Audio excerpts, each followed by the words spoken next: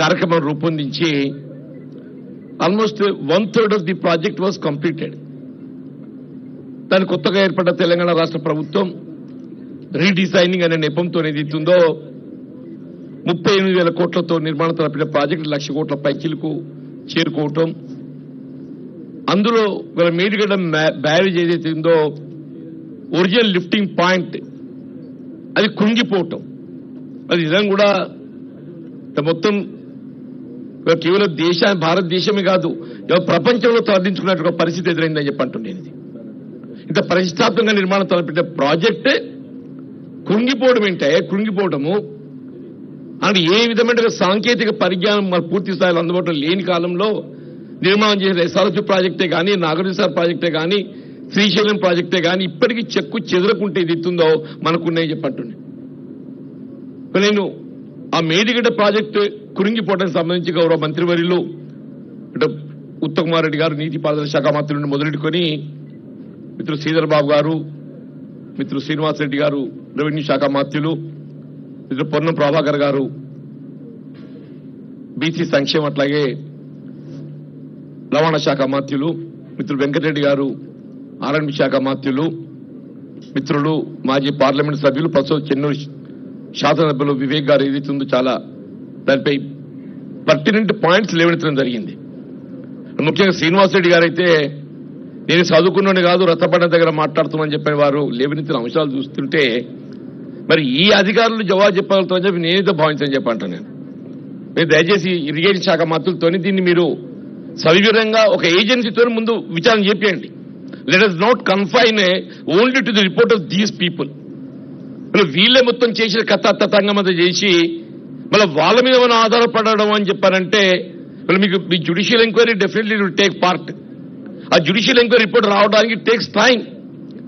దానికొరకు వేచి చూడకుండా మీరు ఇమీడియట్లీ యూ యాక్ట్ ఒక థర్డ్ పార్టీ టెక్నికల్ ఎక్స్పర్ట్స్ ఏజెన్సీతోని శ్రీనివాస్ రెడ్డి గారు లేవైతే అంశాలన్నింటి కూడా పరిశీలింపజేసి put it before the people of Telangana వాస్తవం తెలిసి రావాలని చెప్పి అంటున్నాను.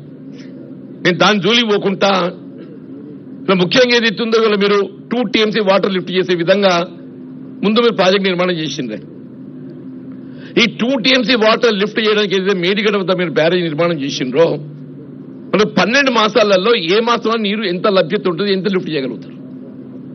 మీరు ఫ్లడ్ సీజన్ ఎన్ని మాసాలు ఉంటుంది, ఫ్లడ్ సీజన్ లో ఎంత వాటర్ లిఫ్ట్ చేయగలుగుతారు? Other then flood season normal course లోపల ఏదైతే ఏ మాసం ఎంత లిఫ్ట్ చేయగలుగుతారు? That should be given account. అది మనకు తెలిస్తే అసలు 3rd TMCకి ఎందుకు పోవాల్సి వచ్చింది వారు అన్నట్టు. మనం 2వ TMC నీటి వినియోగం పూర్తి స్థాయిలో వినియోగించుకోలేక ముందే మరి 3rd TMC పోయినామని చెప్పారంటే దాని అర్థం మీద అర్థం కావటం లేదా? మీ ఇచ్చిన లెక్కల ప్రకారంగా శ్రీనివాస్ రెడ్డి గారు 1920 the maximum water lifted in a year ఈ 61.666 cusec. This is the maximum lift in a year. NC గారు మాక్సిమం లిఫ్ట్ మేడ్ మీ లెక్క ప్రకారంగా కేవలం 61.666 క్యూసెక్ మాత్రమే TMC మాత్రమే లిఫ్ట్ చేసింది. మీరు మనకి ఎంత లిఫ్ట్ చేసే స్కోప్ ఉన్నది అంటే 4 మాసాలు రోజుకు 2 TMC లిఫ్ట్ చేస్తే ఎంత అవుతుందన్నా 2 × 30 60 × 3 మాసాలు పెట్టుకోండి 180 TMC. Rest 9 months. 9 months లో 6 మాసాలు లిఫ్ట్ అవుతుంది. 6 3 18 180 TMC. 180 360 TMC లిఫ్ట్ చేసుకునే అవకాశం ఉన్నది. నీ 360 TMC లిఫ్ట్ చేసే అవకాశం ఉండగా నువ్వు అంత లిఫ్ట్ చేసింది 60 TMC in a year maximum. Develop కాలే కానీ అల్టిమేట్ గా నేను ఐఎమ్ సారీ ఫస్ట్ ఈ 360 TMC లిఫ్ట్ చేసే స్కోప్ ఉన్నది అంటే ఫుల్ ఇయర్ మనం ఫుల్ ఇయర్ ప్లాన్ చేసినాం కదా. ఫుల్ ఇయర్ ఫ్లోస్ లేవు. నో లేదు అని కాదబ్బా. నువ్వు how you are design the project your designing is 3 months ఏదైతుందో 2 TMC లిఫ్ట్ చేస్తారు. ఒక 6 మాసాలు 1 TMC లిఫ్ట్ చేస్తారు. అంటే 180 + 180 360 TMC you can lift. All the way you lifted only 60 TMC. No, I'm sorry, you have lifted only 60 TMC. Still there is scope of another 300 TMC scope for lifting. ఇంకా 300 TMC lift చేసే scope ఉండంగా నువ్వు 3వ TMC ఎందుకు పోయినట్టు అని చెప్పి అంటున్నావు. ఇది ఎగ్జాస్ట్ అయినట్టయితే ఇంకో 4 సంవత్సరాలకి ఎగ్జాస్ట్ అవుతుందని చెప్పంటే మీరు ప్లాన్ చేయండి. అది ఇది ఏం లేకుంటే ఏదైతుందో నేను కట్టేసిన చెప్పండి మీకేరక నాయన. మరి రాజకీయ నాయకులకు విపరీతమైన ఆలోచనలు ఉంటాయా మాకు? ఏదో పేరు పెద్దరికమో లేకపోతే దాని వెనుక వచ్చేటి ఒక భాగవతమో ఏదో ఉంటే మాకు. మీరైతే చిత్తశుద్ధితో ఉండాలి కదనే. I'm sorry mister ENC. No, unless you explain without lifting full 360 TMC capacity, going for 3 TMC is putting additional burden of financial exchequer మీద burden పెట్టి మీరు 20,000 కోట్లు ఖర్చు పెట్టిందన్న. 30 మీ ఇచ్చిన పెట్టే ఖర్చు 1,00,000 కోట్లల్లా 20,000 కోట్లు 30% పెట్టారు. 20,000 కోట్లు ఖర్చు పెట్టినని చెప్పంటున్నాం. మీరు మా భూములని వేనేయమ్మాయి మేమని చెప్పుకోవాలన్నా. అది ఆల్ రైట్ సార్. ఇదొక అంశం సరే, అది వారు చూస్తారనుకోండి. ఇప్పుడు ఈ 11,000 కోట్లు ఏదైతే మీరు ఖర్చు పెట్టినరో ఇది ఫస్ట్ అంబేద్కర్ ప్రాణహిత చెవుల ప్రాజెక్టులో ఈ 11,000 కోట్లలో ఎల్లంపల్లి ప్రాజెక్టుకు ఎగువన ఎంత ఖర్చు పెట్టినరు, దిగువన ఎంత ఖర్చు పెట్టినరు? ఈ 11,000 కోట్లకు ఎగువన మీద పెట్టే ఖర్చు ఏదైతుందో అదర్ ప్రాజెక్ట్ మిగిలినంతా నిరుపయోగంగా ఉన్నది. ఇప్పుడు Yellampalli project is part of this project or is separate? If it is separate 11,000 crores ఏది ఇచ్చిందో మీరు ఎల్లంపల్లికి ఎగువ ఖర్చు పెట్టింది నిరుపయోగంగా ఉన్నది వాళ్ళది. దాన్ని వినియోగించుకోవడానికి మనం ఏం చేస్తున్నాం, దాని వినియోగంతో ఏం చేయబోతున్నాం, అది ఏం చేయబోతున్నాం?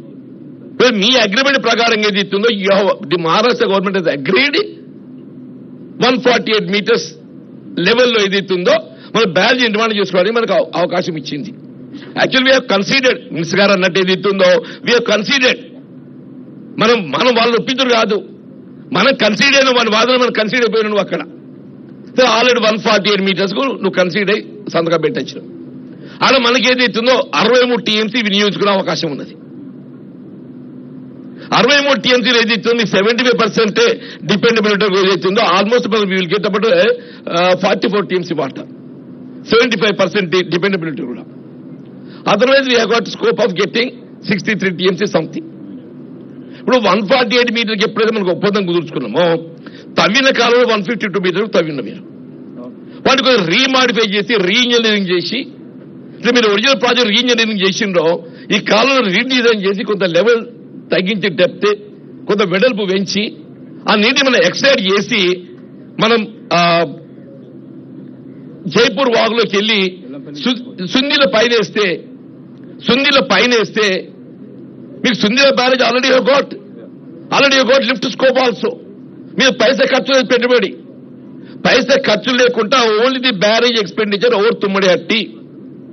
ఆ తుమ్మడి హట్టి వద్ద నిర్మాణం చేసే barrage cost hardly it may take about 5,000 crores. Hardly whatever it is 5 or 10 మీరు లెక్కలు చేస్తారు. అదంతా రివిజన్ చేస్తే అంతా కూడా ఇంకా 4,000-5,000 కోట్ల కంటే ఎక్కువ కాదా? 10,000 కోట్లతోని మీరు 2 లిఫ్ట్ తప్పియచ్చు. మీ మేడిగడ్డ లిఫ్ట్ తప్పిస్తారు, అన్నవరం లిఫ్ట్ తప్పిస్తారు.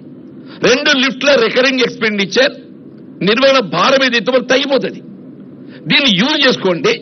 ఈ తక్కువ పడ్డట్టయితే then you think of the using Medigadda అండి అన్నారు. Minimum common sense one should have it. Minimum common sense. Maharashtra మొత్తం మీరు ఒప్పందం కుదుర్చుకొని 40-140 మీటర్లు కట్టుకునే అవకాశం ఉండగా ఆ 2 బ్యారేజీలు ఏదైతుందో అవసరం లేకున్నా కానీ ఏదైతుందో ఇది ఖర్చు పెట్టకుండా మళ్ళీ ఇప్పుడు ఏం చేసిందా మీరు? ఇంకా వార్త వైన్ గంగ కలిస్తే ఏదైతే మనకు నీటి లభ్యత ఉంటుందో 2 పాయలు కలిస్తే అన్న 2 పాయలు కలిస్తే ఏదైతే నీటి లభ్యత ఉంటుందో the major paya wine Ganga ఏదైతుందో 2/3 పోర్షన్ వదిలేసి ఇప్పుడు 1/3 మీద నీటి బ్యారేజ్ కడతాడే. అరే you have took sanction 2 lakh అంటే 2 lakh ఎకర్స్. ఐఎమ్ సారీ మీకేదైతుందో వార్త వైన్ గంగ 2 కలిస్తే ప్రాణహిత 1/3 నది మీద కట్టి 2/3 కింది కాదు ఎక్కడికి వస్తుంది? మనది మేడిగడ్డకు వస్తుంది. అది ఎందుకు పర్పస్ లో వదిలింది అన్న చెప్పంటే అసలు there is no water availability at Medigadda except other then the flood season. నిజంగానే తుమ్మడి అటు వద్ద మీరు అనుకున్న బ్యారేజీ నిర్మాణం చేసినట్టయితే అదర్ దెన్ ఫ్లడ్ సీజన్ మీ మేడిగడ్డ ఎంత నీటి లభ్యత లభిస్తుంది మీరు భావిస్తారో 1 TMC. ఆ 1 TMC మినిమం నీకు రోజు వస్తుందా? ఈ మేడిగడ్డ వద్ద ఏదైతే దాన్ని నీటి లభ్యత తగ్గిపోకుండా చూసుకోవడానికి కొరకు ఈ వార్తా వైజ్ఞానిక కిందికి వదిలేస్తున్నాడు. వారు అన్నట్టు ఏదైతుందో ఏదైనా ఇంజనీరింగ్ చీఫ్ ఏదైతుందో your put it on the paper. నాకేదో నా కారణాలు నాకుంటాయా? నా కారణాలు నాకుంటాయి as head of the chief the government. As engineering chief ఏదైతుందో మీ బాధ్యత ఏంటి? బై కన్సల్టింగ్ ఒక పాయ మీద కట్టడంతో ఇంకా పెద్ద పాయ కిందికి దిగువకి వెళ్ళిపోతుంది, రాష్ట్ర హక్కులు కోల్పోతాం, మనకి ఇంత సెకండ్ స్పీడ్ మీద పడుతుందని చెప్పని నువ్వు ప్రభుత్వాన్ని ఎక్స్ప్లెయిన్ చేయాలి. చేయకుండా ఏదైతే 29 కట్టడాలు పెట్టి 40 కిందికి వదులుతుందని చెప్పండి. ఎవరిని ఏం చేయదలుచుకుని మీరు చెప్పంటున్నా. దయచేసి అన్న గౌరవ మినిస్టర్ ఉత్తమారెడ్డి గారు ఏదైతుంది it's all really it to study it very deep. ఇలా మీరు ఏదైతే ఇక్కడ మీరు ఇవాళ ఈ సమావేశం ఏర్పాటు చేయడము వాస్తవాలు వెలికి రావడానికి ఇది తొలి అడుగు మాత్రమే చెప్పంటున్నాను. వాస్తవాలు వెలికి రావడానికి తొలి అడుగు మాత్రమే చెప్పంటున్నాను. ఒక కుట్రపూరితంగా మొత్తం ఈ రాష్ట్ర ఎక్స్చేకర్ తెలంగాణ ప్రజలపై ఆర్థిక భారం మోపే విధంగా చెప్పంటున్నా. ఖర్చు చూపెట్టే 1,00,000 కోట్లలో కనీసం 50,000 కోట్ల అవినీతి జరిగిందని చెప్పండి. 50,000 కోట్ల అవినీతి జరిగింది.